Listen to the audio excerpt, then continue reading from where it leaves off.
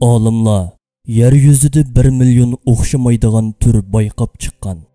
Qushlardan baliqlargacha, chechaklardan yog'ochlargacha va hasharotlardan hayvonlargacha sanab tugatgili bo'lmag'idek dal 1 million tur.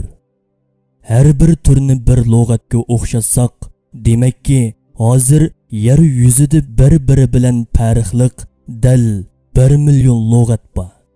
Bulardan biz faqat chivil lug'atiga qarab boqayli. Bir atiyozda paydo bo'lgan chivillarning soni Odam alayhissalomdan tortib ta qiyomatgacha yaratiladigan insonlardan ko'p. Endi chivin turi lug'atidagi kalimalarning qanchalik ko'p ekanligini tasavvur qila oladingizmi?